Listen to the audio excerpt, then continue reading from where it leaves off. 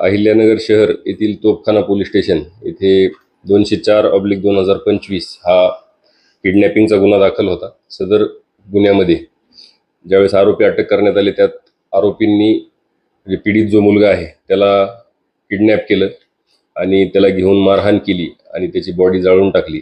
या अनुषंगाने murder, kidnapping अशा प्रकारे गुन्हा दाखल होता। सदर गुन्ह्यातील सर्व 11 आरोपी अटक करण्यात आले आणि 11 आरोपी अटक केल्यानंतर त्यांच्यावर पूर्वीचे दाखल गुन्हे जसे की त्यांच्यावर पूर्वी खुनाचा प्रयत्न, पोक्सो, डेकॉइटी, मारहाण, आर्म ॲक्ट अशा प्रकारचे गुन्हे दाखल होते।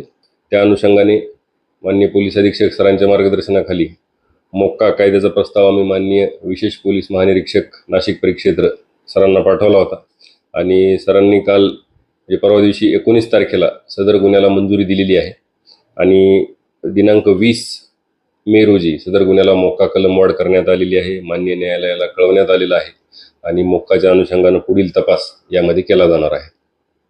11 आरोपी आहेत, एकूण 11च्या 11 आरोपी अटक आहेत आणि सर्व आरोपींवर मोक्का कलम लागलेला आहे आणि त्या अनुषंगाने त्यांना पुन्हा एकदा पोलीस कस्टडीत घेऊन त्यांच्याकडे तपास करून त्यांची जी मालमत्ता वगैरे स्थावर आणि जंगम मालमत्ता यांचा तपास केला जाईल। पुढील मोक्का कायद्यानुसार त्याचा तपास केला जाईल।